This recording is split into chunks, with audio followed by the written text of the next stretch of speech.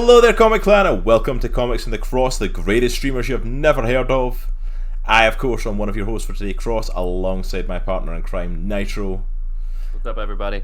And we are joined by a good friend of the channel at this point, and long-standing guest, Mr. Lewis Southard. The man who just creates comic book writers of our generation. Well, I have that written. I have that written on my my Comic-Con banner whenever I do shows. Dude, that is awesome. I really dug a grave for myself there. I'm like, nope, gotta stick with it. Gotta set the bar high here, okay? Hey, with the success that you've been having as of late, it's kind of hard to argue with that, to be honest. You're definitely having some major success now, which is phenomenal to see. And we're so excited for you to come on and talk about it. Obviously, the major success, a lot of major news been coming out recently about Midnight Western Theatre, a comic that we had an amazing, great opportunity to talk to you about previously on the show when it was coming out. And it kind of wrapped up with 5 issues, and we weren't sure what the next steps were going to be, if there were going to be any more for it at the time.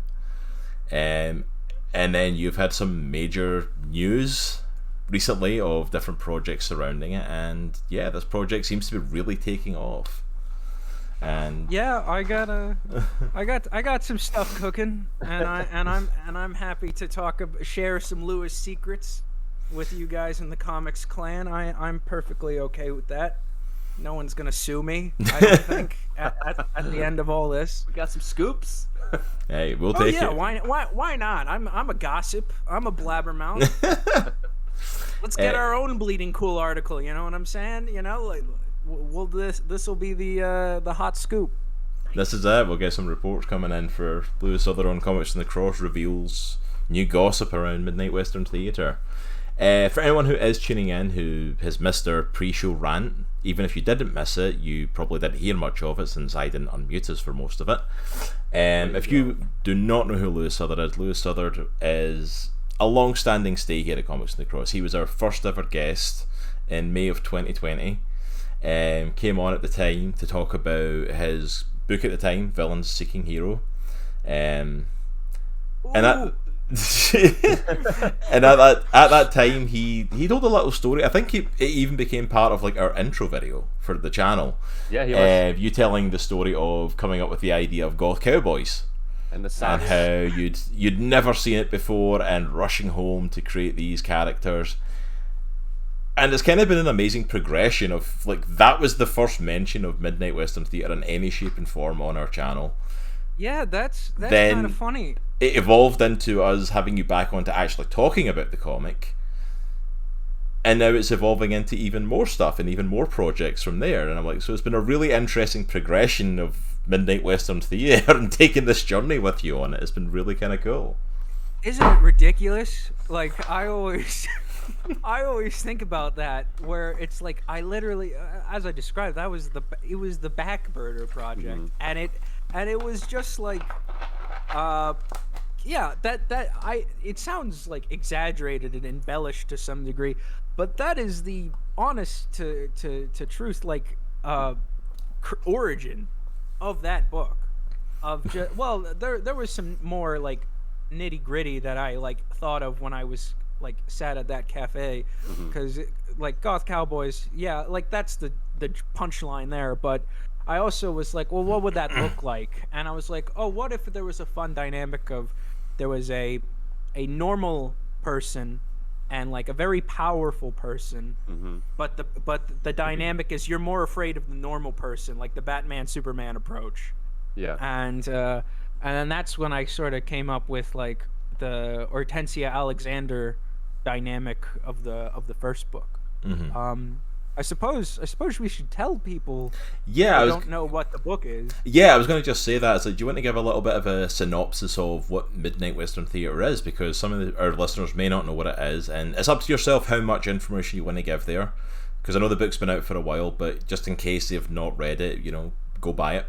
First of all, go buy it. Put the link to Scout Comics, the Midnight Western Theatre, in the chat right now. Well, actually, if you put Amazon, if you put exclamation mark Lewis in chat, nice, we've got a bunch of links set up, and the first one right there you'll see underneath Lewis's website is Midnight Western Theatre at Scout Comics, where you can buy all the comics and Midnight Western Theatre merchandise.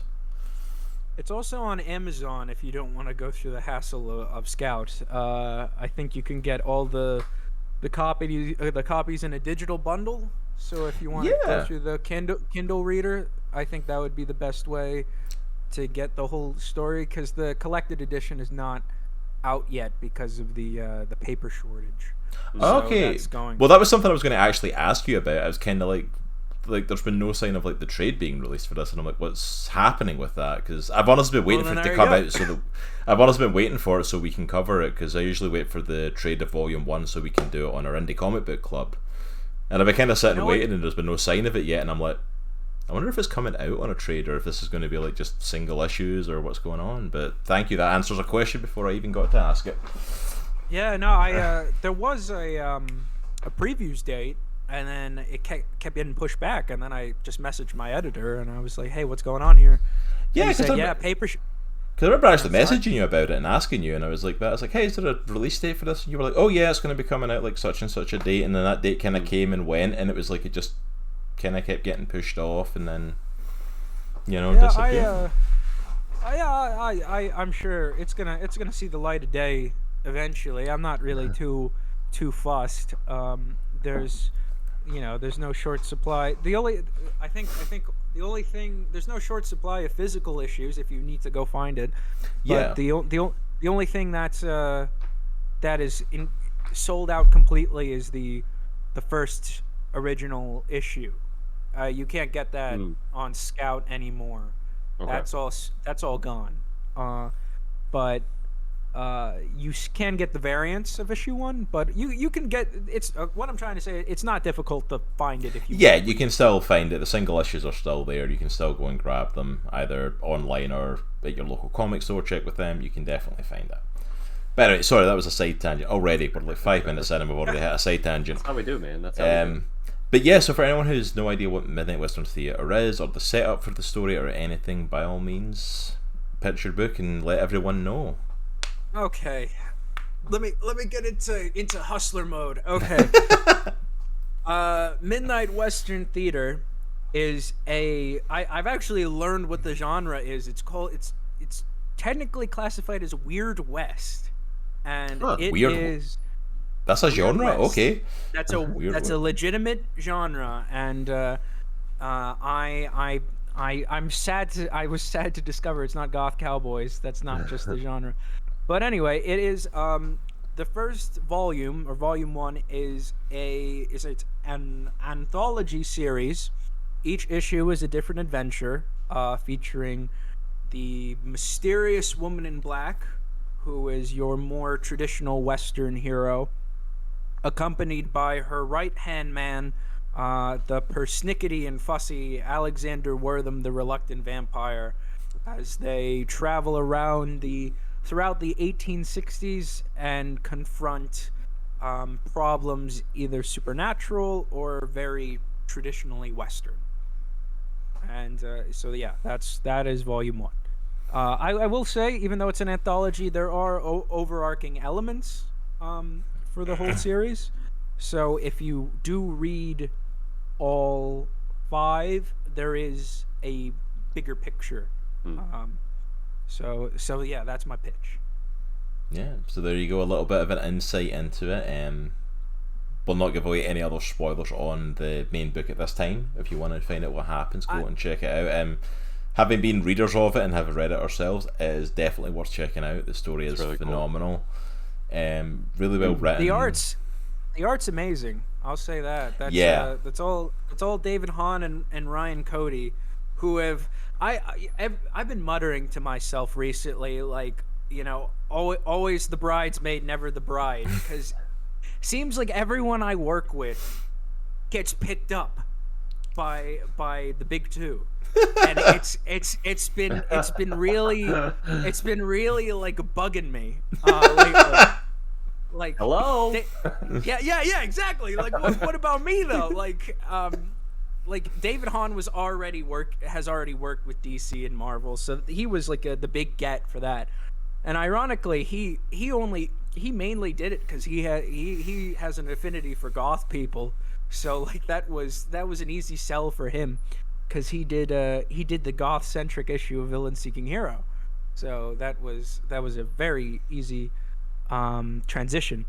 But so he was already like a big deal, and then Ryan Cody, the colorist, now he's working for DC with Brian Michael Bendis, and it's like, okay, What a jerk. like, yeah, I hate him. I hate him. He sucks. And then like I worked with this guy on a lot of stuff that is only seeing the light of day now because I've been doing on Instagram, like not throwback, like behind the scenes posts, of projects that never took off. And I had a main guy, Sergio Acuna, who I would always reach out to, and I would ask him to help. Like, I'd show him my like terrible designs of characters, and then he'd make them look great. And he even did like a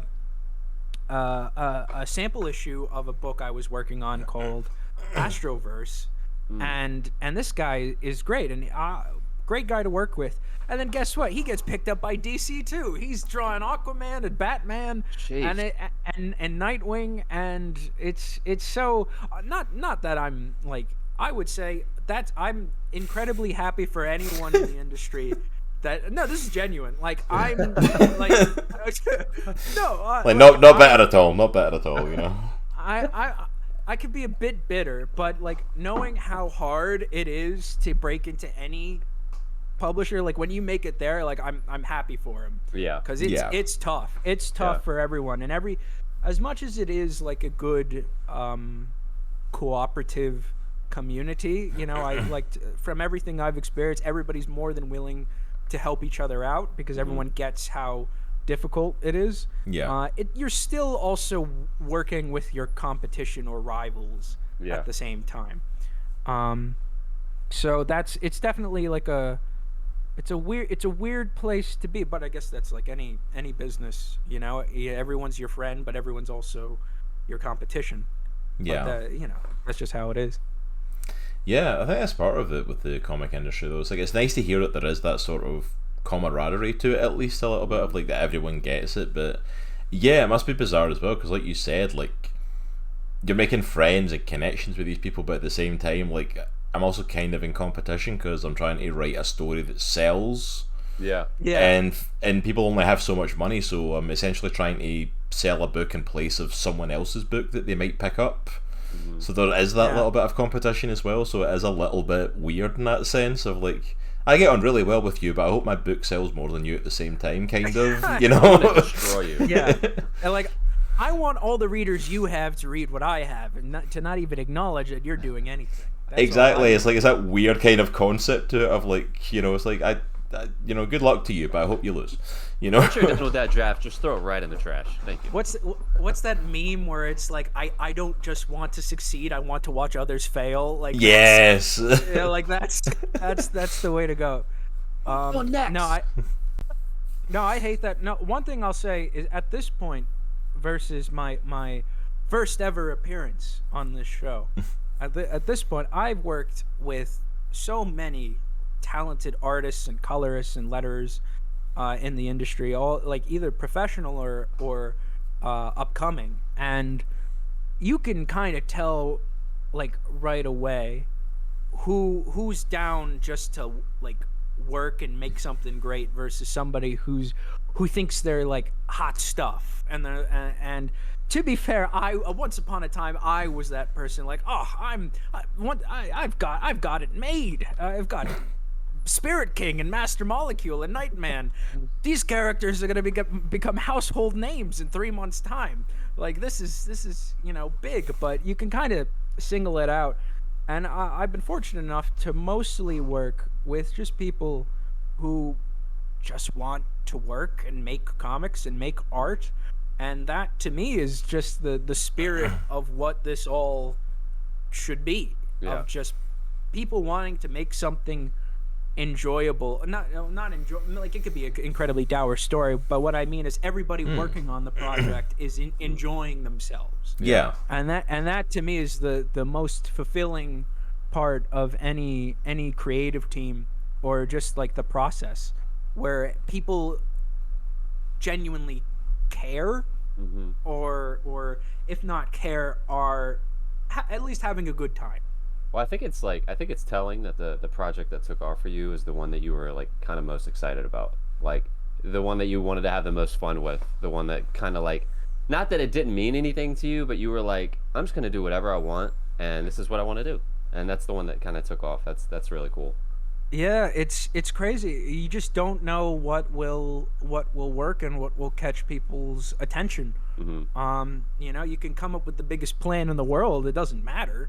Yeah. Because you just don't know how things are gonna pan out. And I've been lucky enough that with Midnight Western Theater, it like, I guess maybe when you put a lot, I guess that goes for anything. The less pressure you put onto something, the more likely it is to do well, or like to show the best side of you as a person. Because then you don't, if you don't care, then it doesn't matter if it succeeds or fails.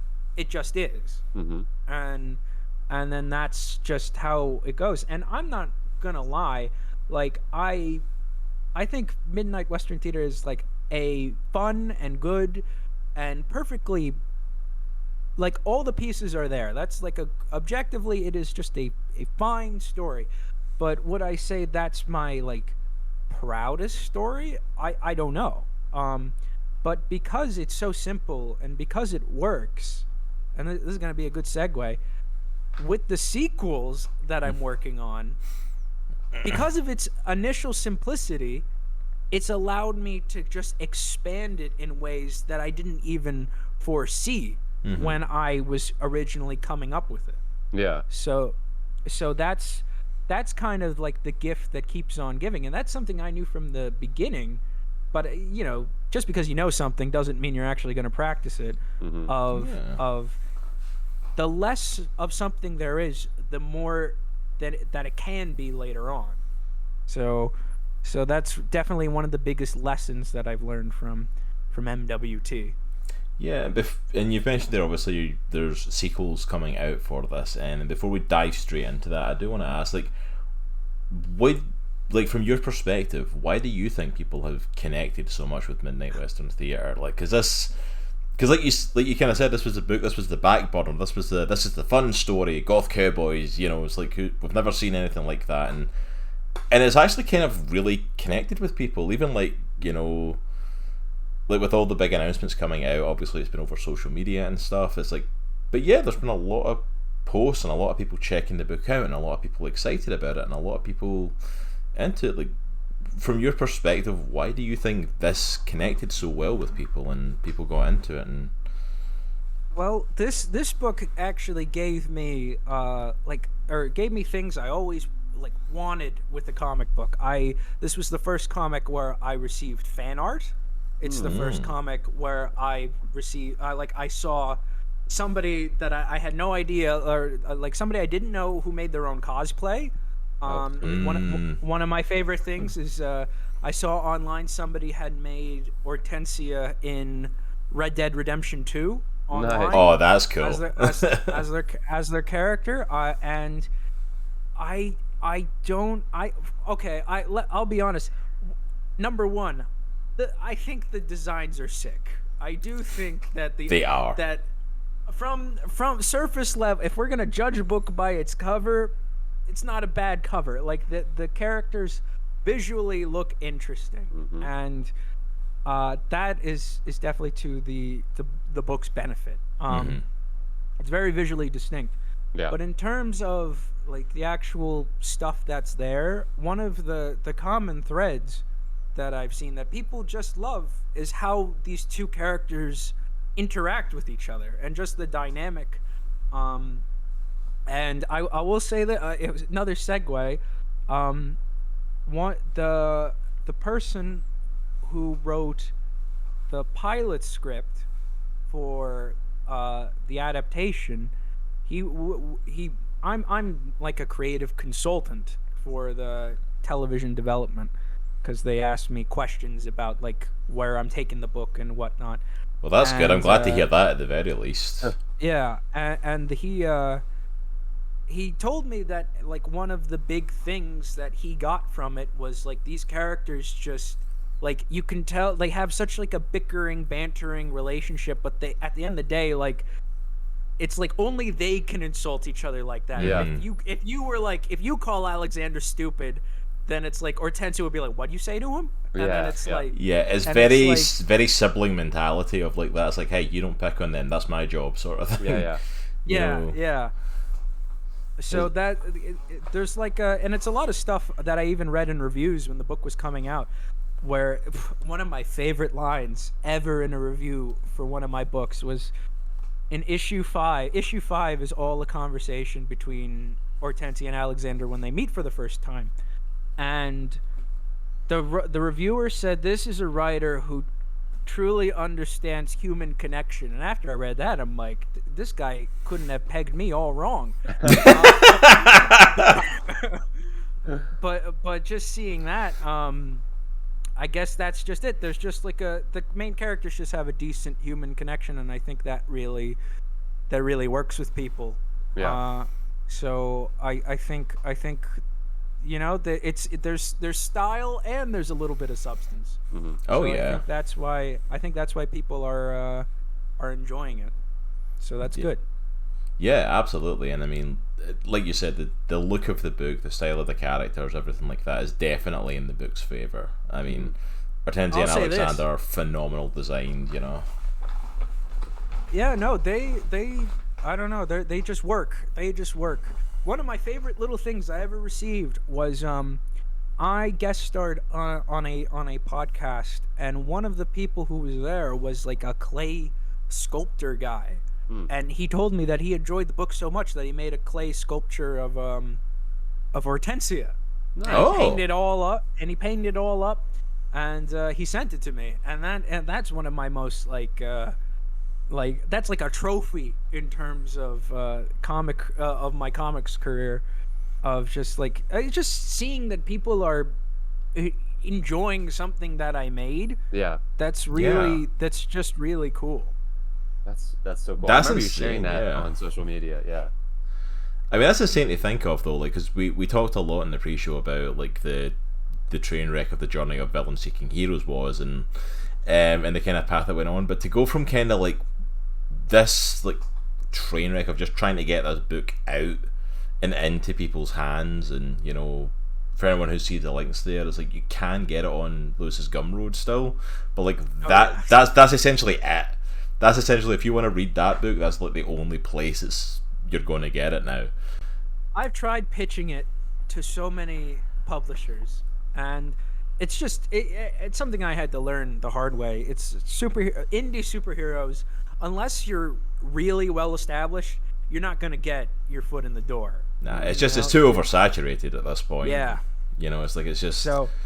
And I mean, even even the indie superhero market is like oversaturated with Invincible and The Boys, you know, especially with those taking off in other mediums as well. Like, I can only imagine trying to pitch some sort of superhero, you know, story even in the indies is like, no, there's too much of that. Yeah, no, that yeah, that's really yeah, that was rough. But it has taught me that after learning that the hard way, it's taught me just to focus on other genres and kind of push myself into like, what else can I do? Like, what other ideas have we got? I don't want to go too far into it, but I'd be happy to talk about other projects that I have in the works as well. Yeah, outside of Midnight Western Theater. I mean, we're definitely going to get into some of that.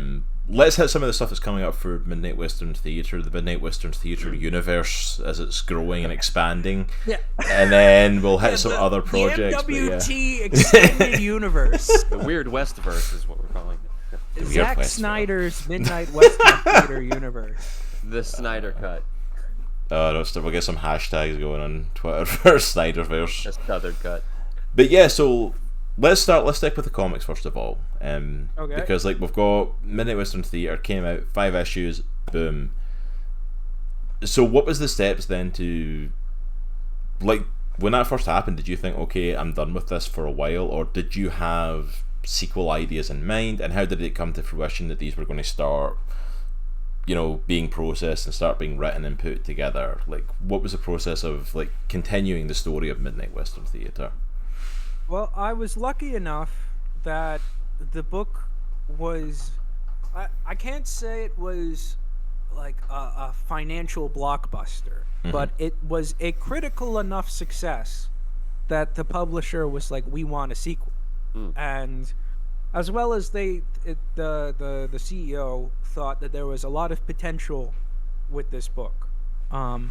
So they're like, yeah, what else you got? So I immediately started thinking about what I could make, and fortunately, for myself, at the beginning of issue 5, there is a small setup of Hortensia as a young girl meeting an older woman, or is saved by an older woman named Sarah Bishop.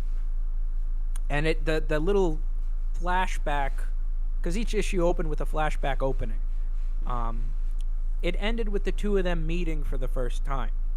And I also looked a lot at the first Midnight Western Theater, and I was like, this gives you a lot about who Alexander is more than Hortensia. Like, and I was like, there's not a lot. You get an idea. You kind of know who Hortensia is, but you don't know how Hortensia became the Woman in Black. And that's when it clicked. So my sequel idea was a prequel, where it's like, why don't we write a story of how Hortensia became the Woman in Black, and like how she came up with that persona, who taught her these things, like why she's doing it in the first place. And that whole idea just sparked the just like going into that, and that's led into the whole idea for the sequel. And I will reveal that the sequel is called Midnight Western Theater, subtitle Witch Trial. So that is the title we're working with. And we have a very I thought the art of the first volume was good. All the art in volume 2 obliterates it. Dang. Oh wow. And I'm not saying that like as a hype man, like, oh, go buy my book. I'm saying this like, there is so much going on, and not like, it's not like so dense every frame is filled with something, but it's more like there is so much effort, because I was mentioning earlier, like, volume 1 is mostly a lot of pros working together to make a product, and that's good. The youngest, like the most freshman person there was myself. This second volume, it's mostly hungry, up and coming creators. That's awesome. And everybody on it is putting in their A game. It's artist Butch Mappa. He has a couple credits. He's done some IDW stuff. Oh, okay. And we have Sean Peacock, who's more of an indie colorist. Okay. My ever loyal letterer is back, Buddy Bodu, and I'll stick with him to the ends of the earth. He's my guy. And cover artist is Julianne Griep, I think is how you pronounce her last name. And everybody is operating at 100%, and it's so cool to see, of like this little evolution. Like, it's all consistent. The art's not like jarringly different, but it's certainly Butch Mappa's own style. And it's, you can read the two and you're not gonna think it's like two completely different worlds. It's, the vibes are utterly consistent.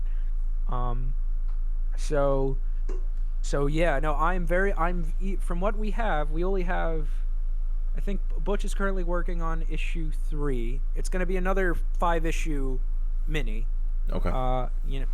And it's, yeah, no, I'm very proud of everyone working on this book, and I'm very proud. I'm even proud of myself, surprisingly, for the story that I have written for this one.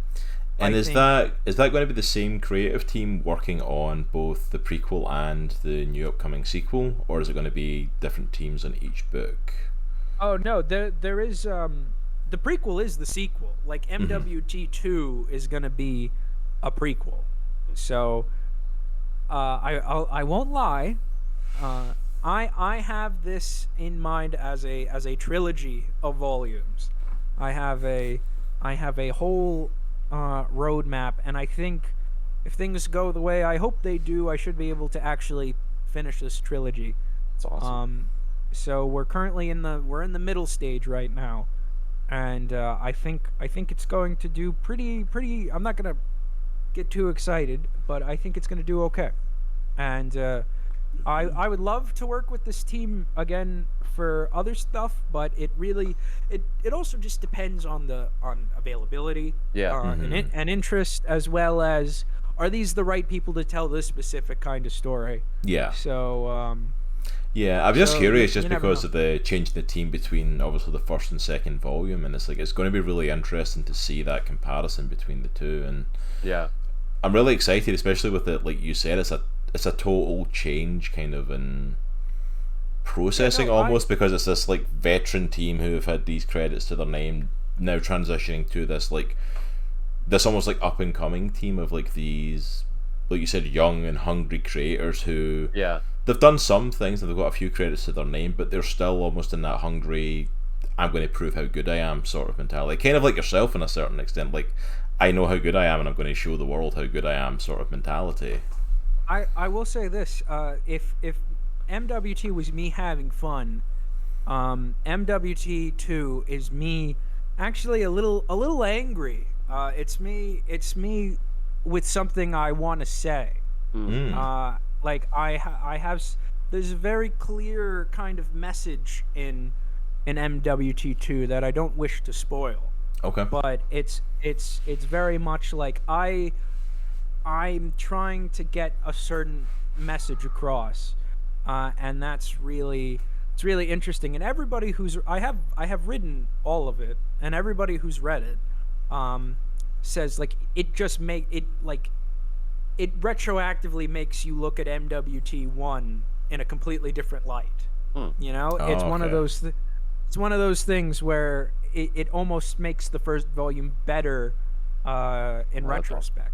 That's awesome. So I'm really happy with it, and I would even argue that it's scarier than the first one. Well, the first one's not that scary, but the sequel is definitely it's a very I it's a very uncomfortable type of scary.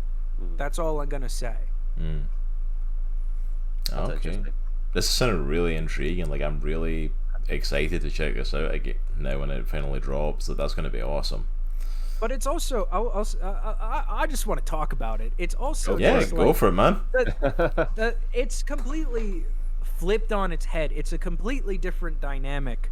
Because Hortensia is 17 years old in it, and she's working with this elderly her foster mother essentially, who is an adventurer, Sarah Bishop, the Wild West Witch, as I call her, and it's Alexander's nowhere in sight, and it's just you get to see this less sure of herself Hortensia, which is it's very cool to write because it's like Hortensia in the main book knows everything about everything. She's confident as can be.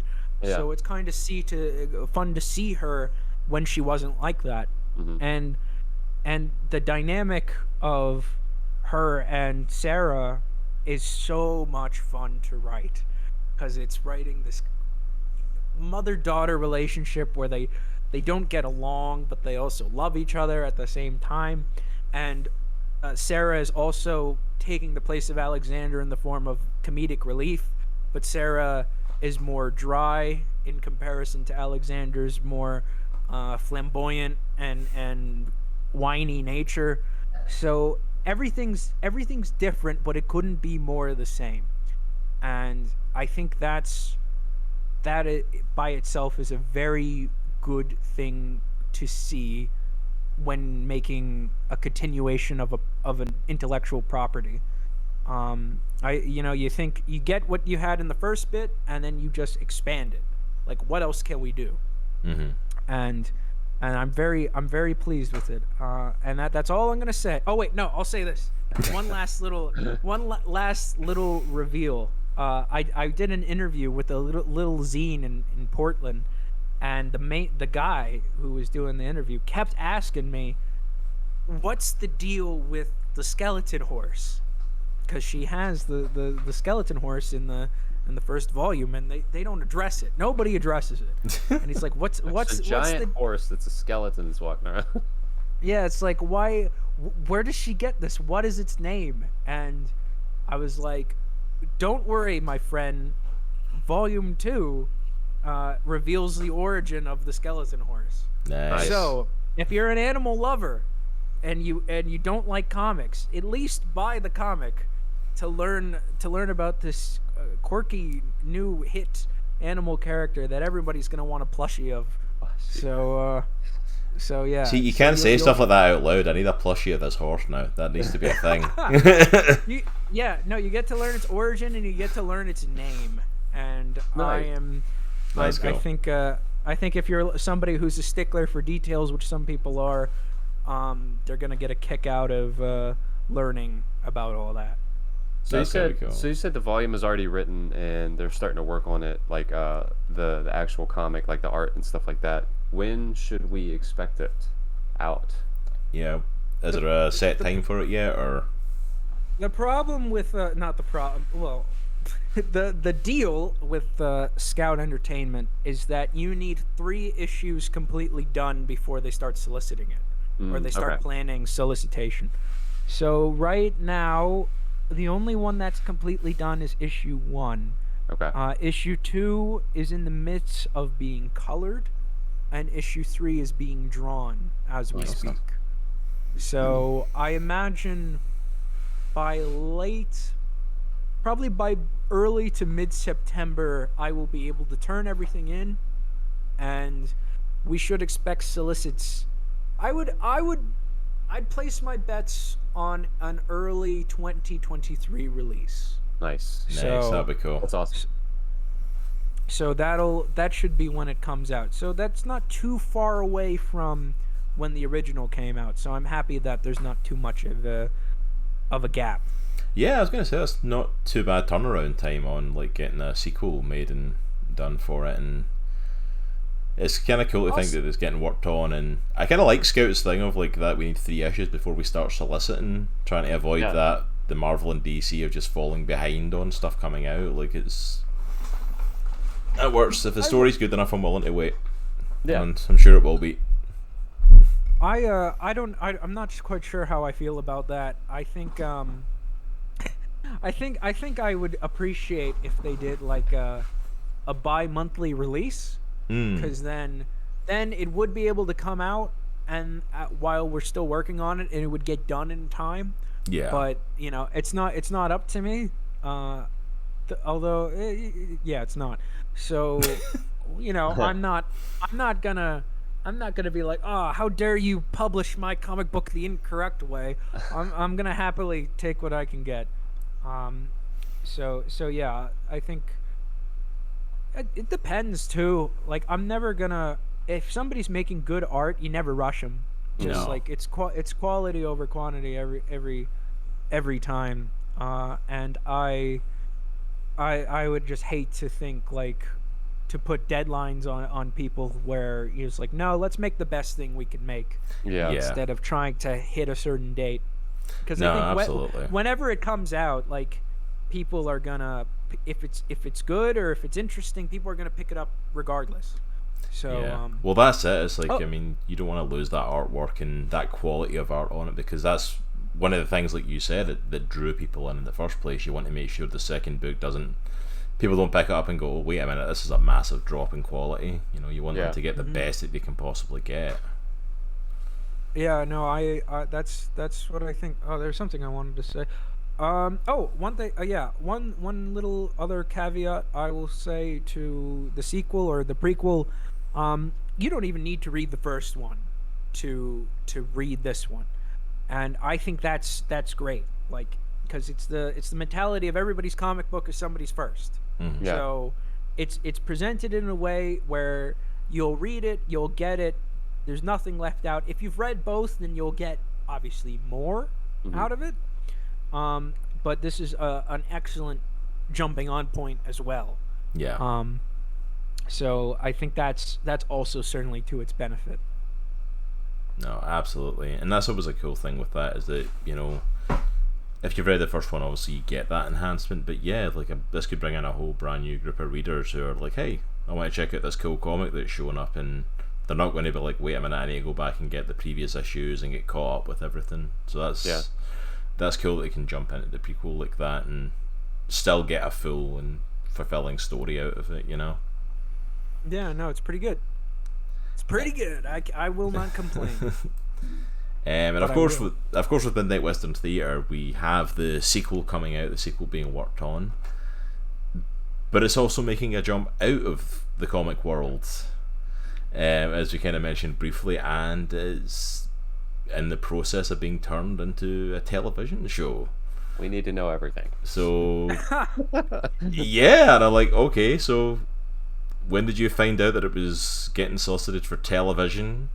And what can you tell us about it at this point? Because we've seen a few reports and stuff, but obviously we're going to pester you and annoy you until you tell us more. Of course. Yeah.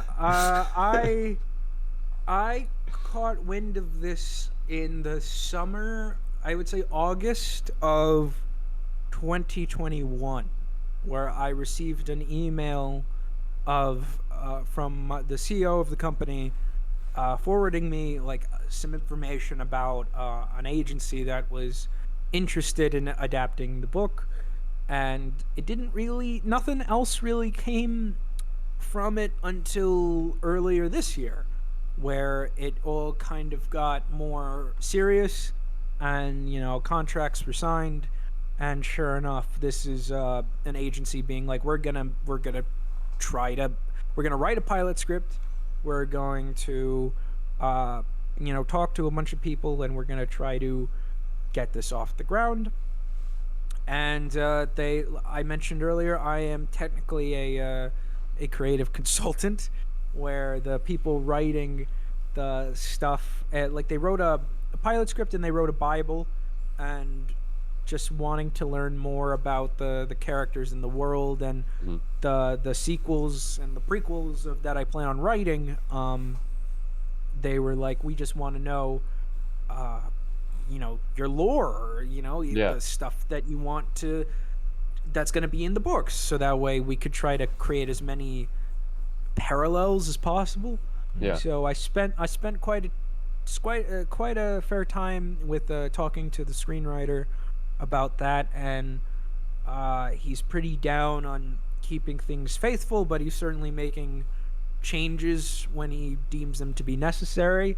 I have read the pilot script at this point. It's all done, and it is one of the most gratifying feelings I've ever felt is when they lift actual lines from the book for the script. Yeah. And that makes me feel really good, in the sense of like they thought that was so good that it needed to carry over. Yeah. So I'm very That's happy awesome. about that. But I can't get into too many details about it. But it's pretty. They pretty much nailed it. Of what it's supposed to be. There's some stuff that's different, but it's nothing that's really like jarring. It's nothing that's really gonna.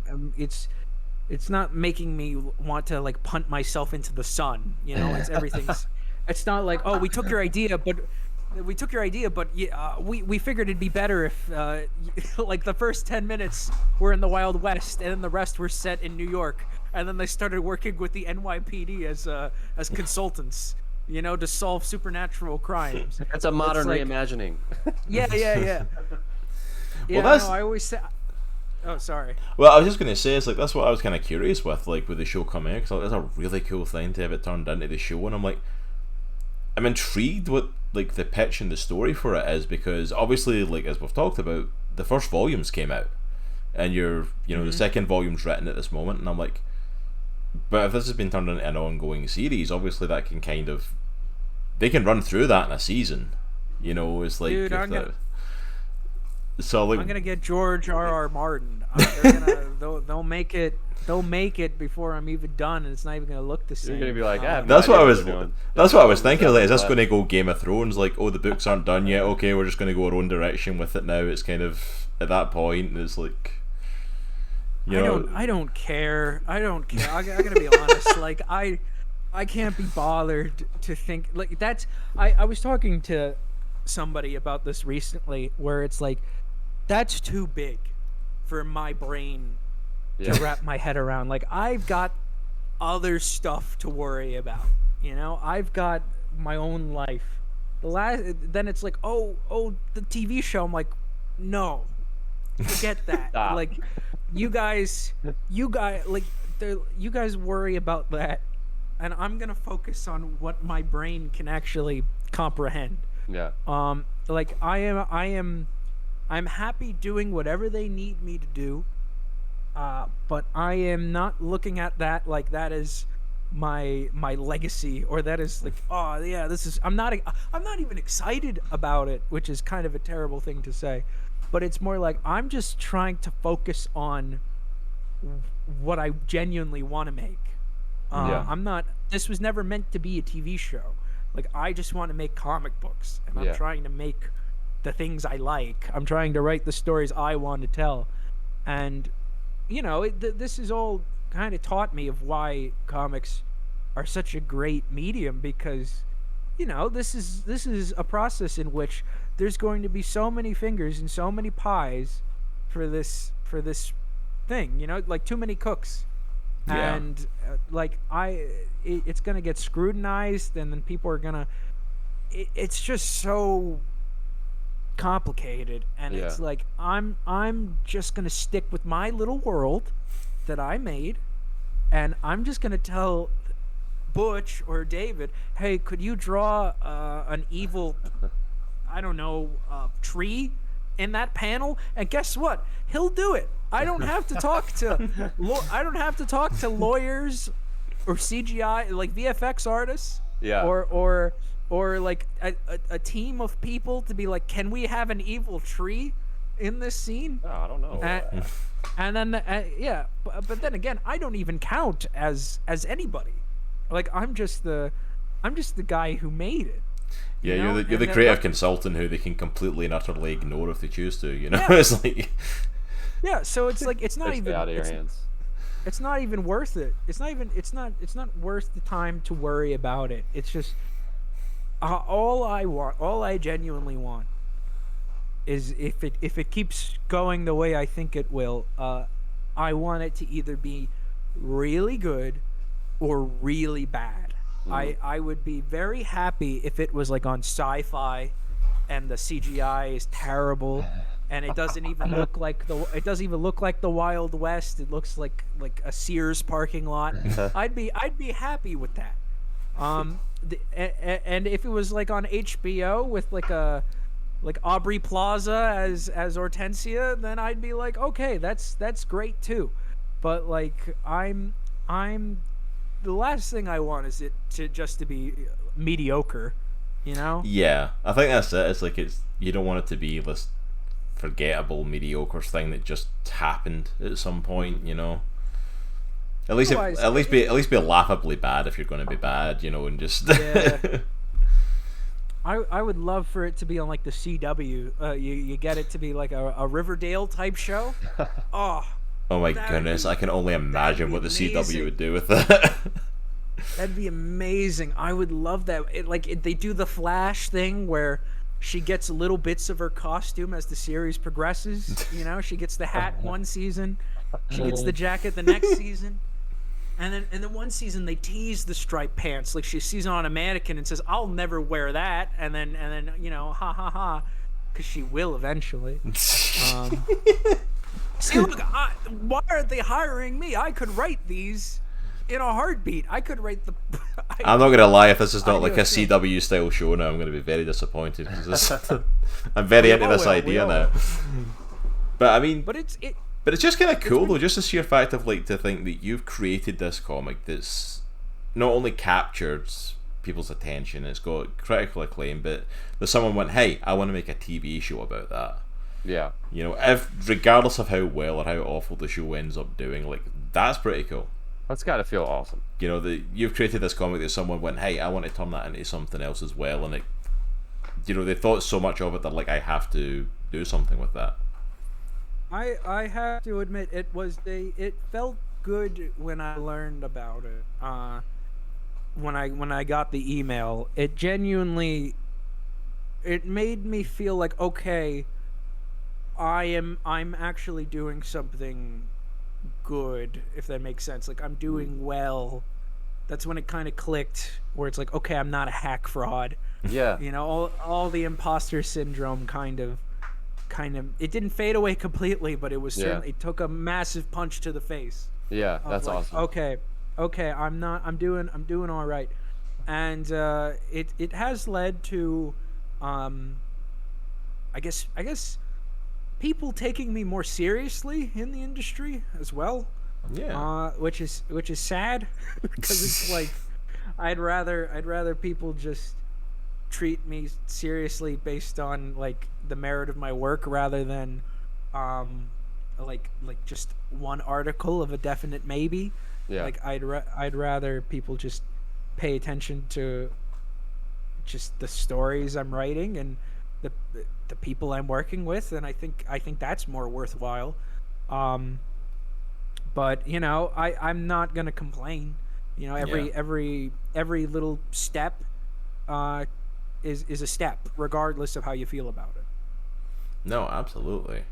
It's, you know, it's like you said, it's kind of sad that it's like that's the thing that's got people to take you a bit more seriously in the industry, is the fact, hey, you did this project and it's now. Hey, I'll admit, I how I carry myself online, and how I and how young I am, as well. And not to I can't lie, like I don't have many books to my name, so it's like it certainly is a boost.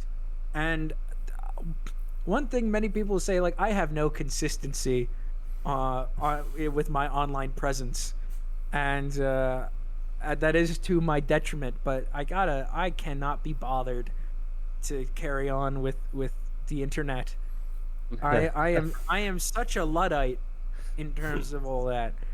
Like, and I'm like, oh, I'm just gonna post this thing. And it's like, that's not what you're supposed to do.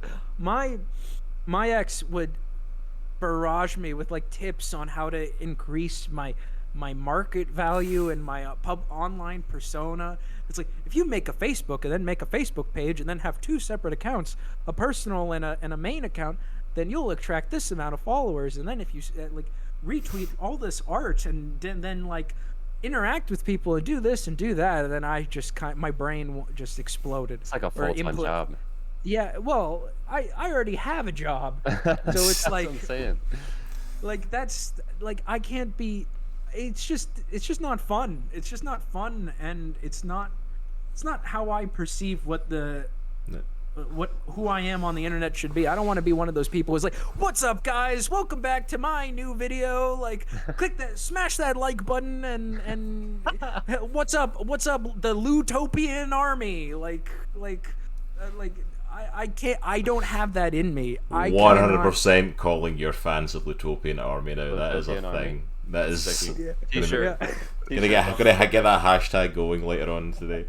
I just, you know, when I was young, when I was a teenager, I would have loved to have been like a YouTube celebrity, but now I am tired, and I am my body is broken and sore, and I love quiet. I love peace.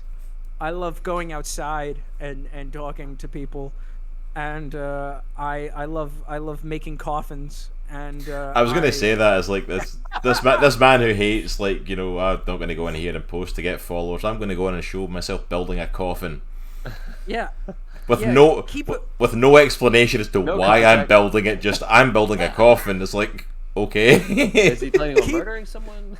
Keep them guessing. Keep them guessing every time. Like, that's what it should be. I think the thing I love most about the coffin posts was the fact of like it was a multi-post thing. Like it was like a multi-day process, and it was like the first time ever I've seen you like literally posting pictures in multiple days of the process of creating something. I can show the creation of writing a script. I can show the creation of the art getting done for my comics. No, I'm going to show the process of how far along in creating this coffin I am. And I love it. I know what people want. I know what people want. They wanna see the Absolutely. coffin You being don't want to see my comic? Here's me making a coffin. Like, love it. And at the same time, I'm looking at that and I'm like, yeah, that's loose. That's Yeah. I got a lot of attention in the neighborhood, I'll say that. A lot of people coming by to ask me lots of questions. I bet you did off of that. Yeah, no, oh, sorry, we don't need to talk about the coffin. No, I was just going to say, we actually have a question in chat from a friend of ours, Tom Levine. He's just asking. Hello, Tom. He's just asking about like you're not really posting and not really the sort of social media posting person. It's like, well, how do you approach your marketing for stuff then? Like, if you've got a new title coming out or new stuff coming out, how do you approach the marketing, or do you even approach the marketing? I do. That's probably when you'll see me be the most active. When I have something coming out, then I will share. And I try to go on the podcasts and stuff. But if I don't really have anything going on, then I don't really bother. As well as just like, fortunately I have a publisher that does some of the marketing for me as well. So but you have to carry your own weight. So yeah, don't worry. I do come online and I do make a post and I share things. With a smattering of coffin making videos. Yeah. Yeah, that's It plays into the that's whole Midnight Western. yeah, honestly, it creates a level of mystique that I need to keep my brand ever what's the word, enigmatic. Yeah. So yeah, that's good. You need to write yourself into an issue where you're making coffins in the background. I will say this. I am well. Here, I don't want to get into that. Well, I'll talk about it later. I'm sure it'll come up. But yeah, no, I do do advertising. I do make my own posts. I am interested in advertising, like the making of ads, and so like that by itself makes me want to post, because I'll go into Photoshop and I will design stuff. Like one of my most favorite things I ever did was I took the double page splash from issue 3 of Midnight Western Theater, and it's just like a John Fordian page of just a man on a horse, and he's very small, but you see like the dust cloud behind him, and you mainly just focus on the landscape and the sky, and it's supposed to represent just like the expansiveness of the Wild West. And what I did was I just went into Photoshop and I grabbed like a bunch of one-liners from reviews, and I scattered them all around. And that to me was an interesting project of trying to make that look good, and trying to come up with like one of those things you see all the time in movie commercials or even just like paper ads. Yeah. So that I think if it's a project, I think that's the greatest way to get me active on something or to care about something. Do I actually get to make it? Do I actually get to craft it or have some say? Then I'm like, oh yeah, then I'll do it. But That's interesting. yeah, so that's the way I think about it, I guess. Following from that, Tom's got another question, so might as well just jump into that. And how did you get into working with Scout Comics? You kind of mentioned it earlier, like you got the contract from them, but what was the lead up to that, and how did that come about? Absolutely nothing. I just went onto their website. I looked up to see if they had a submissions portal, and sure enough, they had an open submissions portal, and I just sent it. And they liked it enough that they said, yeah, sure. So That's that awesome. it was that easy. So I if love it was anybody, that if any, straightforward. Submitted it and they Yeah. loved it. yeah, yeah, I can't say otherwise. Like some people, some people don't believe that the open submissions work. No, they do. So you just have to, get lucky. Um, yeah, no. Fortunately, I am now ingratiated enough in the industry that I have contacts at like a good assortment of publishers that if I have an idea, I can just talk to them. That's awesome. So fortunately, I can skip the process a little bit, but it's nothing. It's still the same idea. It's just they just bump you ahead of the line a bit. So Yeah, you still need to go and you still need to pitch them something and see Or- if they're actually or interested you, in it. yeah, or it's companies that don't have open submissions portals that you get the contact, and then and then you can start pitching Yeah. because they're like, oh, you have ideas, talk to us about them, and then it's like, oh yeah, I have had an idea once or twice. I can do that. You can do So this. yeah, Nice. But yeah, thank you so much for those questions, Tom. I appreciate it. thank you, Tom. And so, obviously, kind of talking about like the pitching and the creative process and all of that. Apart from what's going on with Midnight Western Theatre and the many avenues that are now opening up with that, what other projects and what other things are you working on at the moment? Is there anything you can give us a little insight into, or? Yeah, I could talk about both of them. No, there's three. I've got three other. So as of right now, I've got 4 projects going. The first one being what we just discussed, Midnight Western Theater Witch Trial. I guess the second one that is most, I guess, done is a graphic novel it's a collection of 10 short horror stories. And the title for that, I shared the cover for it a couple days ago, and it is called Lewis Southard's Terrifying Tales to Keep to Yourself. And it's 10 stories, each one being done by a different artist, and each one is done in a completely different style of writing, because I wanted to have a project to well, it wasn't my idea initially. It was, I was speaking to someone and they said, like, why don't you make a collection of stories that can showcase your range, because then people can see that you could write different things. Yeah. And I was like, yeah, that's a great idea. So I ran with that, and that's what I have. So there's 10 stories, 5 of which are done as of right now. The 5 that are done are Penny and the Mechanical Mr. Strawberry.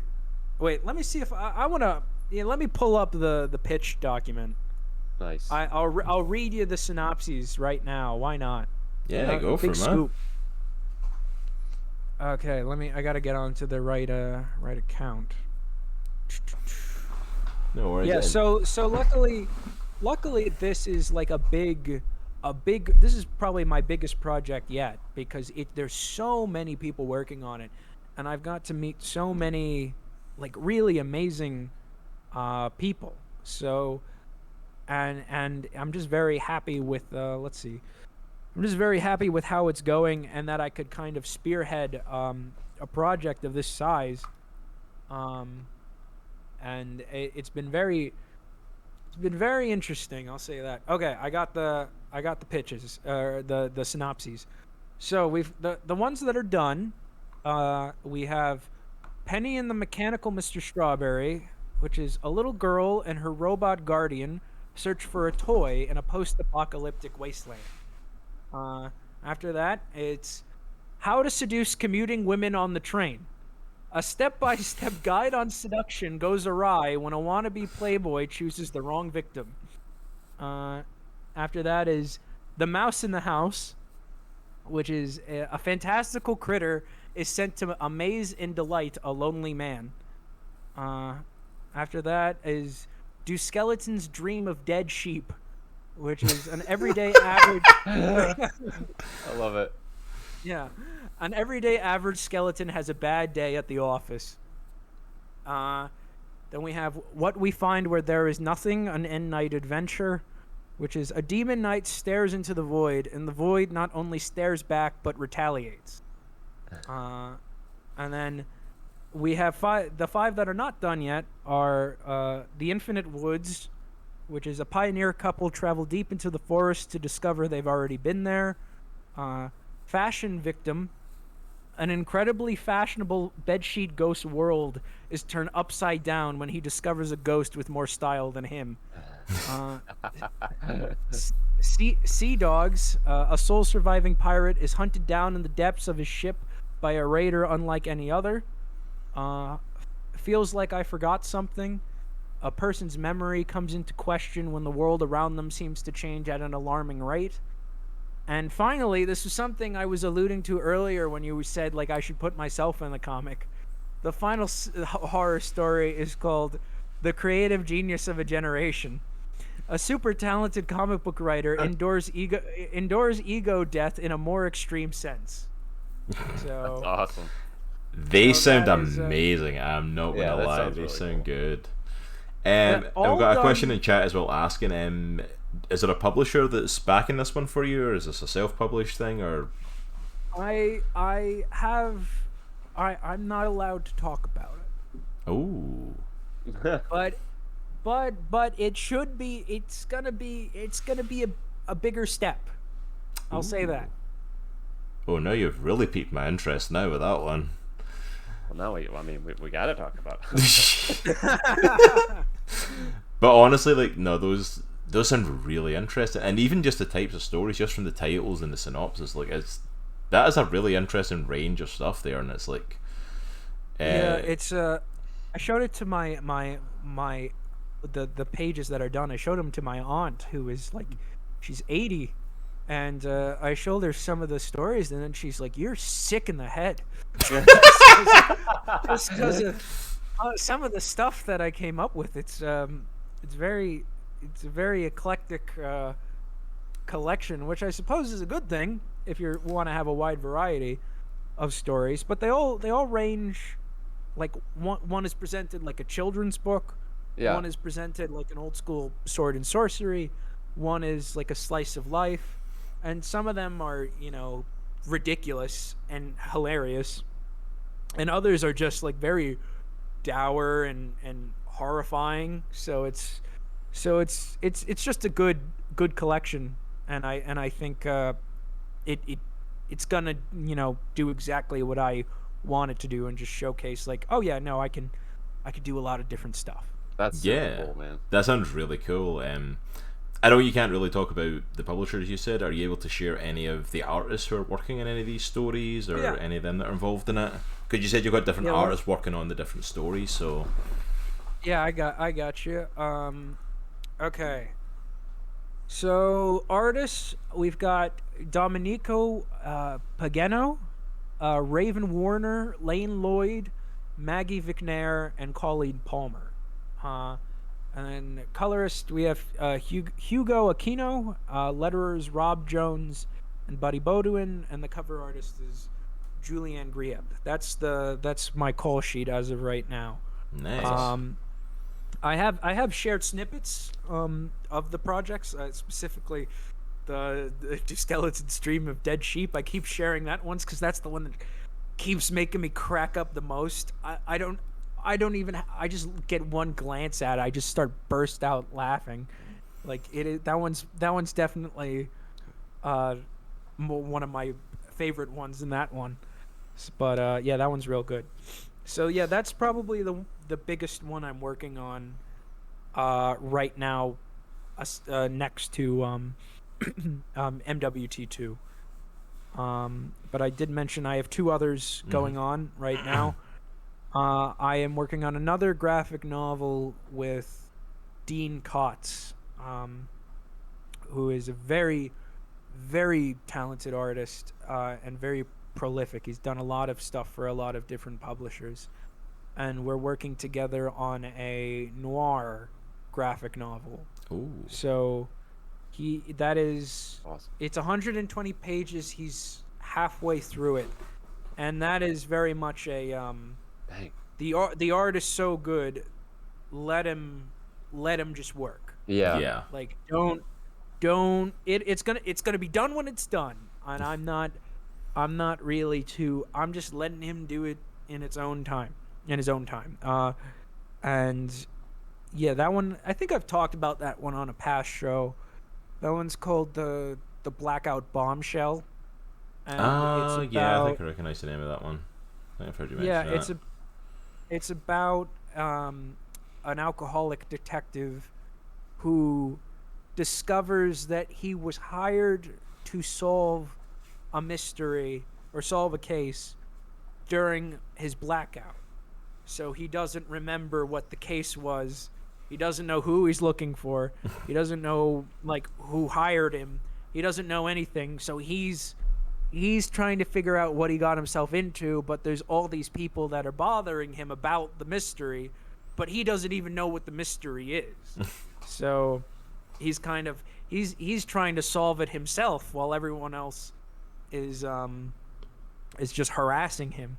Yeah. So that one's definitely more serious, more adult, compared to some of my other work. And not that to say that none of what I've written before is not adult. It's certainly for an adult audience. But this is more, I guess, contemporary. So that's a very fun project, and I'm very much looking forward to that getting done when it just gets done. That is definitely my modern day back burner project. And then the one that I just started recently, because I mentioned earlier, I'm in my angry phase of books, where I have something I want to say. So I am working. This is a big tease as it is. I'm working with a Spanish artist named Jordi Perez. And he's another artist who's just so good, and like, but he's very funny to work with. So it's been a very interesting professional relationship so far, and I'm enjoying that. But we're working on a brand new book, I'll spoil the title. It's called Goth Girlfriend Nightmare Dreams. And it is a post-apocalyptic adventure. Put that in quotes. Adventure in quotes. It's probably my grittiest and probably my darkest story. I would equate this to like a grindhouse sort of story. Okay. I will not reveal too much, especially because it's early days. But he's been working on it. He's been turning in fantastic pages. Awesome. And the only thing I will say is it's about a mercenary. The book is about a mercenary who has to fight for his freedom. That is the synopsis I will put for this book. Ooh. Intriguing. So yeah, you got quite a few things on the go now. Quite a lot of projects happening, and it's really interesting because they're all very kind of.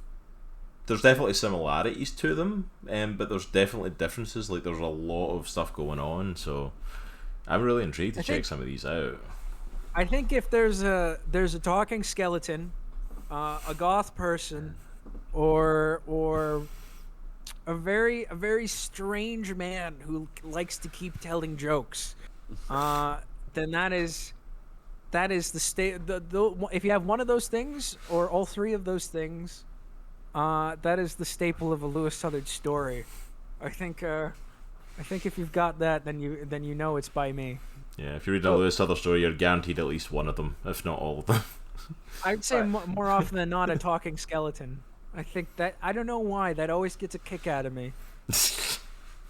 I guess from a creative standpoint, like, how do you keep track of everything?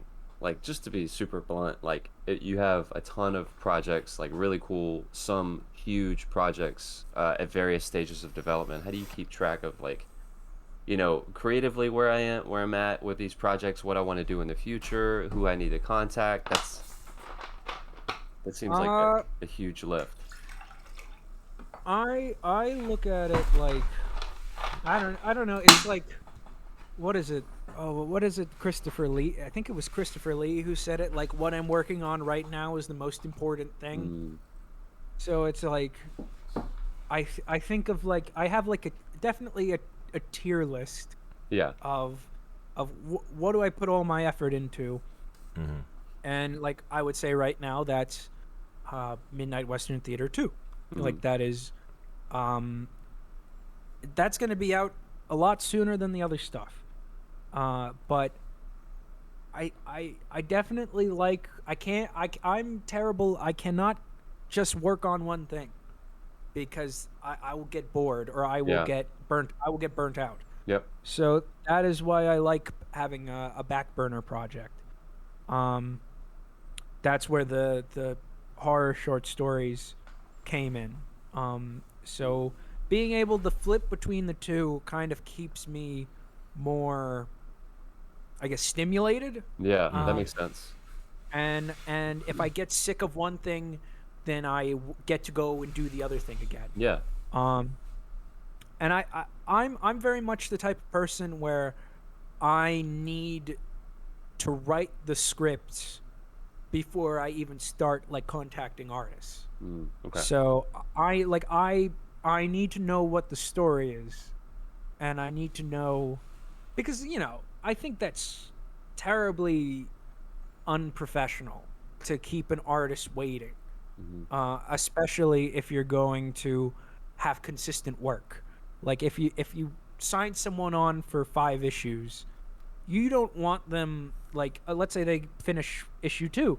Where's the issue 3 script? Oh, I've not written it yet. Like, oh, you've just effectively blocked them from starting, and now you've, like, pushed back the date when they're going to, like, work on issue 4 and issue 5. You've screwed up their whole schedule. Like, that's not fair to that.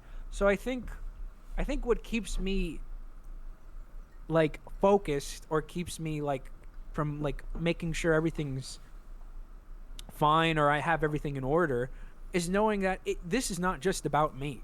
There are people trying to work, and it's the only person really that is going to keep myself responsible is myself. Like, sure, I have editors, but every editor I've had thus far in my career has never given me a deadline, because they're like, we know you're going to get it done. And I'm happy that I built that sort of faith with, like, the people I've worked with, that they like my work ethic enough that they don't feel I have to be regulated. But at the same time, that means I am in control, and I have to control myself and keep myself in line to make sure that all these other people are going to get their work. And they're going to do what they sign on to do. So I think that's the simplest way to put it. I keep it all in order. I keep it all focused, because I know it's not just about me at the end of the day. Yeah. That makes sense, though, having multiple things that you can kind of switch the focus back and forth on. That makes complete sense. Yeah. Oh, yeah, I don't know. You kind of get... Some of my... Midnight 2 is a very dark book, as well as Goth Girlfriend Nightmare Dreams. That's a very dark book. So I liked writing the short horror stories, because some of them were more funny or more, like, absurd, and because of that, it's like, okay, I get to lift myself out of that dark place for a little bit, and I can like have fun with Yeah. my job. Yeah. Um, so that's pretty good too. I think just keeping yourself like just doing something different will help you out, and it'll just keep your mind active, I guess. No, absolutely. And yeah, a lot of amazing things on the horizon, a lot of great projects. Um, Honestly, yeah, I'm really excited to see some of these coming out. Like, especially the anthology. That one's definitely piqued my interest. Yeah. Just some of those Yeah, different that one- stories sound really cool, but like, there's a Seems lot of hilarious. great stuff coming out, coming one of my, forward. one of my favorite things in the anthology is in the children's story when something happens and the main character gets livid, and he's just ranting to himself, and he's like, I don't want to rhyme anymore, because it's like a whole rhyming scheme. He's like, I don't want to rhyme anymore, and then he keeps rhyming because he doesn't have a choice. But like yeah, no, that's a great deal of fun, and that's another one where every art style in that book is so different from the last one. Hmm. Like each story certainly has an artist specifically like tailored to what we're trying to make. Um, and I'm very happy about that. Like there's no two stories are gonna look the same. Everybody's every that's and I'm very happy with the collective of people working on that one. And yeah, no, that one. I feel like that one's really gonna show people that I can just write it a lot of different ways, Yeah. and that for better or worse, my brain can certainly come up with a lot of kooky ideas. No, absolutely, and I think it's going to be really interesting to check out. And like you said, like, it's a great opportunity for you just to put yourself on display. Really, your writing ability, what you're capable of, and like, hey, I'm capable of writing stories like this, or like this, or like this, and but yeah, I Well, love the it's fact also that it's still got that kind of, each of them you can tell has still got that little bit of you in it, and Yeah. that kind of, the dark gothy horror sort of stuff is definitely something that seems to come out a lot in your work. But like, yeah, these stories are like, but even within that, there's different ways of telling stories, and there's different ways of putting stuff over. yeah, I think I mean, I don't know. I am, like I said, I am guilty. Like I do have my tropes, but I don't want to keep writing the same thing over and over again. Which is probably why Midnight Western Theater has sort of evolved in its from what it was to where it's going, because it's just, you don't want to keep feeding people the same thing over and over. You don't want to be a one trick pony. Hmm. And it's also just like, you don't want to become the person that's making something like you wouldn't even bother looking at. Um, so I definitely just try to keep myself interested in what I'm making, and I want to make something that I'm enjoying, Hmm. something that I would probably read myself, and something like that makes me feel something. Like Yeah. I want to, like I have tried other projects in the past that didn't go anywhere, probably because I didn't have enough passion for it. It's like, oh, that's an idea, and it's like, oh, yeah, that's all it was. It was just an idea. Hmm. But if there's like something, like I said, I will say, I'll explain some more technical stuff. My earlier books I will call my blue period. Like like I will say Villain Seeking Hero, Midnight Western Theater, and Volume 1, Astroverse, which was the book that did not get picked up, but I had developed for a long time, and the Blackout Bombshell. All four of these stories were just me wanting to write like fun, like, whoa, we're going on an adventure. Yeah. Like, sure, there's some more dark stuff. Like, sure, there's something going on, but overall, this is more like, let's have fun. Let's write a happy ending. Let's write good guys and bad guys, or let's explore some good gray areas. And I don't know, just like the main objective is to have fun. Nothing matters. Um, that's the blue period. I would say, as the years have went on, I have entered my red period, and that's where I keep using the word angry. I don't know if angry is the right word. I would say fed up, or I it's not all fun and games anymore. I'll say that. It's like, okay, like I am a writer now.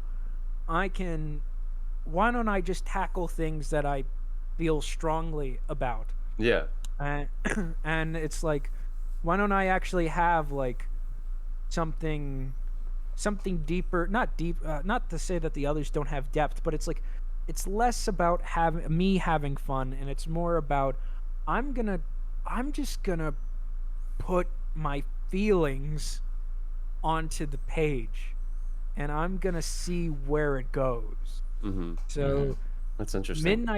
Midnight 2 is definitely one of those books. Uh, what's the other one? Goth Girlfriend is one of those books, and the horror anthology is a bit of a blend. I would say that's a purple book. It's a bit of me having fun, and me also like putting in that sort of emotion into it. So I think yeah, I'm in my red period, and I don't foresee on getting out of it for a while. But if anything, from all the scripts people have read, people are saying that it's from my editors to my friends. People are saying I'm definitely making some of my best work, as well as just like some of my most like relatable. So I'm very happy about that. That it seems like I'm connecting to people in ways I had not before. That's really cool, man. Yeah, I mean that's really awesome to see that growth and that development and the change in the writing style, and to see that it's reflecting in a positive way, and what the product is like. That's really awesome to hear, and it's gonna be really interesting to see how it continues to evolve from there. So like you said, you're kind of in that red period, and that might last a while, but it'll be interesting to see over the next couple of years how that kind of evolves and grows and changes, and if it does over the next little while. I'm interested to see when you get into your cubism phase. Oh, it'll Yeah, that'll be good. That'll be good. I'll go full Grant Morrison. I'll get into Dadaism, and then that'll really go nuts. We do have a question in chat, another one from Tom. He's basically saying, do you come up with the log lines for your stories first, or do you kind of get into the story and kind of shape that later? Honest to truth, I honestly draw the characters first. I come up with the designs, or I come up with the characters. I'll say that. And then I'll draw the designs, and I'll figure out who these characters are, and then I will. If I can come up with an idea of what a character is supposed to be, it's almost like they tell me what the story is. And it's high functioning schizophrenia in ways you cannot believe.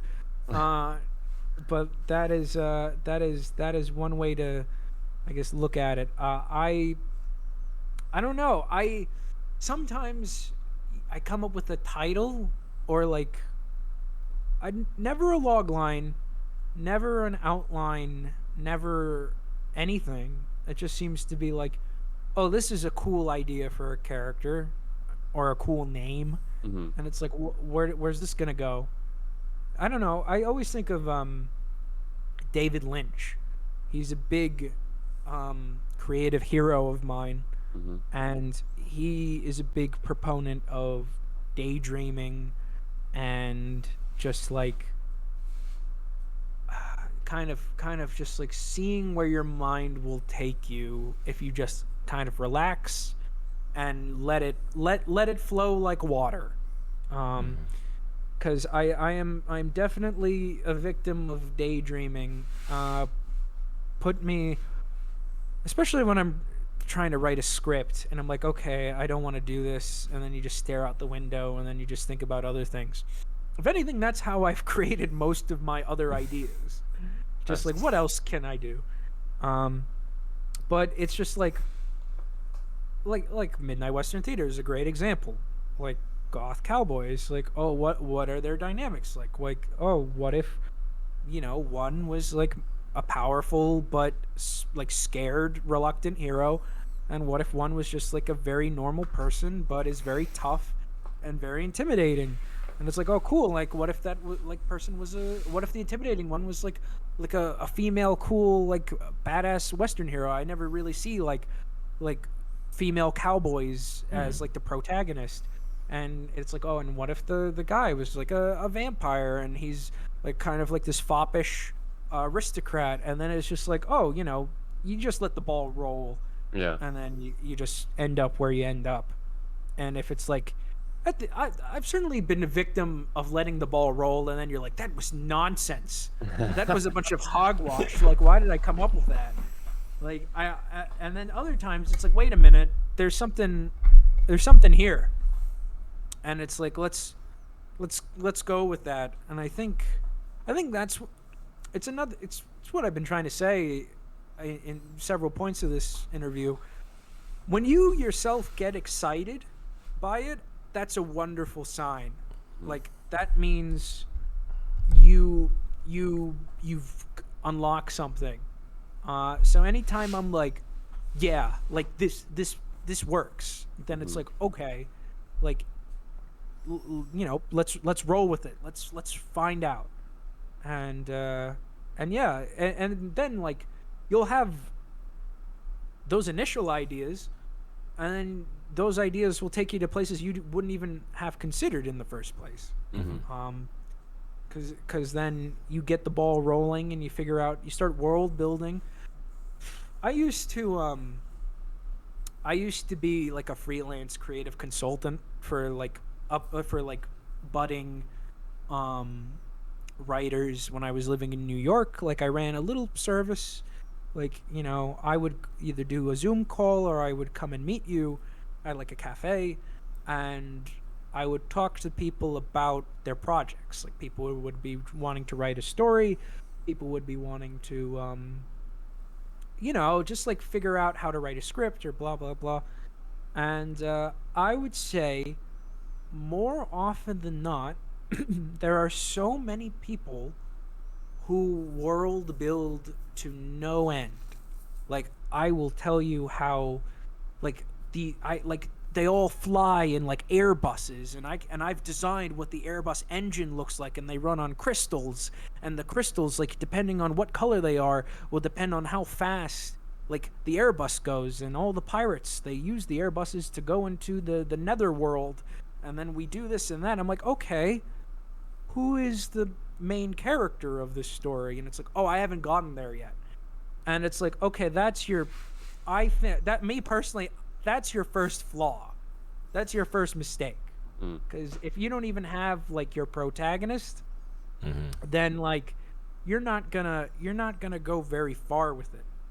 Some people can't see the forest from the trees.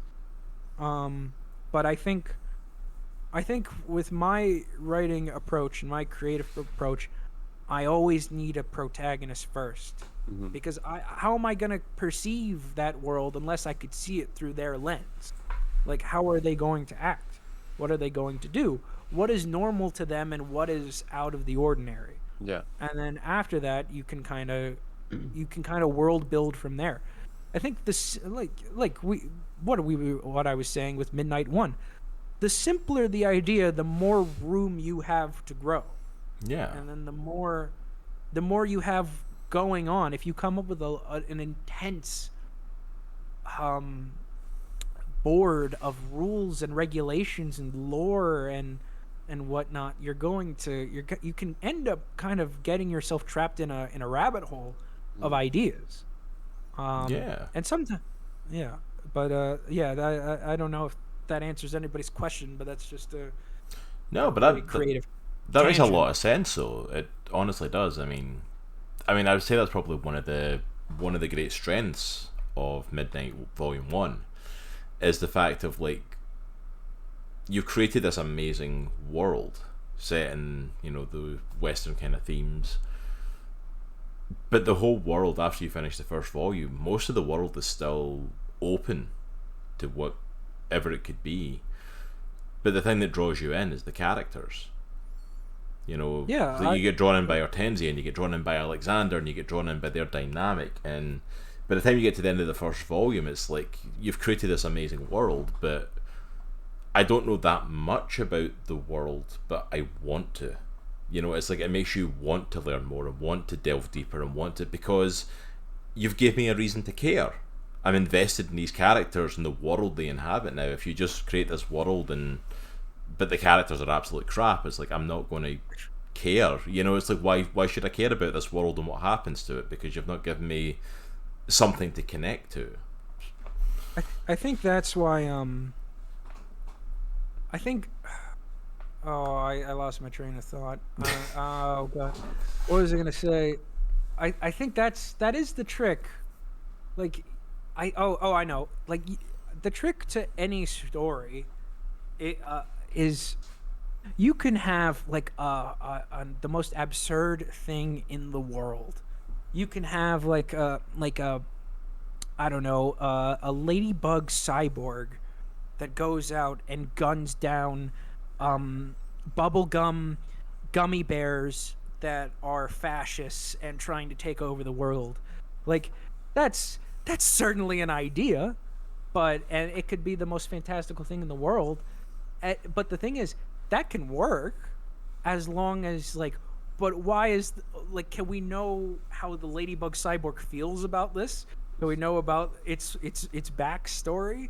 Can we know about its pathos? It's like you said, if you can make any stupid, ridiculous idea, like even like Goth Cowboys, you can make it be something more if you can boil it down to just a more human experience. Yeah. That's why I hate the argument of Superman is boring, or like you can't write a good Superman story, where it's like, no, you can, because it's not about what he's punching, it's about what he's thinking or feeling or all that. It's you make the struggles, you make the more quiet moments as universal as possible. And then one thing I learned from all this, and then I'll we can end this sort of topic, is that if you everyone in their own lives have been through something. Everybody's has their own wide backstory, and I think one of the greatest achievements, or one of the responsibilities of being a creative person, is making sure, not all the time, but when you have your moments, that you can create scenes or characters where you not only see yourself, but the reader can see themselves as well. And then hopefully they will feel or grasp the idea that they are not alone in feeling that way. Yeah. And that there are other people who get it. It's just the cliche thing of people want to feel seen. And if you can accomplish that in a myriad of ways, then you're doing okay. Absolutely. And honestly, I think that's kind of a perfect kind of note to kind of wrap up the conversation on. Like that is pretty much a stunning finale to it of what can be done with writing and why these stories are so important. That's why why we got into it. Let me make a fart joke to ruin it. Don't worry. Ruin it right at the end. I want to hear more about the cyborg ladybug. Ugh. I was going to say, like, that has to become a short story or something. Dude, that has for to real. be Yeah. like inserted somewhere. Yeah, no, that's something. That's the next $1 billion idea. Yeah. Like, if somebody doesn't run with that now, like if I don't get like a Oh, cyborg. Ladyborg. Ladyborg. Right There we go. There it is. Copyright. Registered Yeah. trademark. Done. Awesome. But yeah, this has been absolutely phenomenal. It's been so good to catch up with you, Lewis, and just Yeah, man. This was awesome.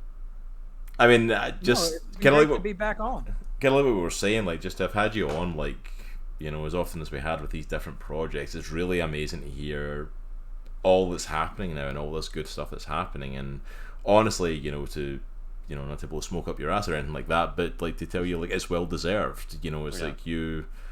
From the stuff that I've read, you're a phenomenal writer, and I cannot wait to read more. I'm glad all these opportunities are coming your way. I am so excited for that anthology series. I'm not going to lie, that anthology book is like sounds so good. Like I will be picking that up as soon as it drops. 100%. That one's gonna be a doozy. That one's certainly gonna. Yeah. I'll happily come back on, and we can do a book club Sweet. to talk about that. Absolutely. We could break down all the inspirations for each one, and all the funny stories. So Absolutely, that that has to be done. When that drops, we will 100% get you back on to go through that book. I think that would be phenomenal. Just for the stuff that you've told me alone, I'm like, yeah, I'm down. Like, I'm up for that. But that sounds good. Sounds like a plan. let me just throw some stuff up in chat for anyone hanging out. Some links there to all of Lewis's stuff, to his social media, to his website, to where you can pick up the Midnight Western Theatre. And the first 5 issues are available, along with a bunch also of other doing merchandise. I'm doing coffin commissions now. If anybody wants me to build them Yeah, if their you own want. coffin, Yeah, if you want. By the way, go hit up his freaking social media and go and check out this. This man legitimately built a coffin. We are not joking. But go ahead and check it out. And you know what? It's like, I know it's kind of like got bad taste in his mouth a little bit, but I will 100% say go check out his Gumroad to see Villain Seeking Heroes. I still absolutely have a soft spot for that story. I absolutely love it. I think. Wait. Tease. We'll do a tease. Tease. Okay. Okay, we'll end it on a final teaser. Villain Seeking Hero. Okay, Villain Seeking Hero has many immortal characters in it. Who's to say that one of them wasn't around during the Wild West? So I will. So Midnight 2 has a very fun cameo. I will say that. So I'm not gonna suggest who it was. So it's a little good it's a little good passing of the torch scene. I'll say that. Okay, yeah, definitely pick up Midnight 2 now for that one. I need to see who freaking cameos from Villain Seeking Hero. But as we were saying, thank you so much for coming on, Lewis. This has been an absolute pleasure, as always, to chat with you. Do it.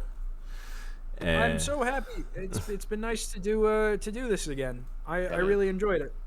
Yeah, it's been a lot of fun today. Love getting you on. Love us going on rants and down rabbit trails and everything else that usually happens. And the 10-minute rant we actually did not have volume on for. I am so mad that I didn't hit on mute. That was such a good rant at the start of really everything. was. I'm so annoyed at myself for that one. No, it's all good. But yeah, so if you have missed any of this today, this will of course be going up on our YouTube, so please go ahead and check it out there. It will also be available, the audio version, wherever you get your podcast from, so check that out there. And if you subscribe to us on our Ko-fi page and support the channel that way, you'll get what of the pre-show rant I actually got the audio for uploaded there. For us coming up this week, tomorrow night my lovely wife Jay will be back with continuing the playthrough of the DLC for Little Nightmares. I will be back on Tuesday night playing through Horizon Zero Dawn. Nitro, you back on Thursday night? Yep, I'll be back on Thursday night doing some hopefully starting on the commission for Just Me D. So awesome. Yep. And then of course we will be back next Sunday with our podcast. I'm not actually sure what we're talking about next week. I don't have my schedule. I'm not either, actually. So keep an eye on our social medias for that. Also as well, you may have seen it on our social medias, and I want to shout it out because we do have Tom Levine in chat as well, who is going to be involved in it. Let me throw up the screen for it.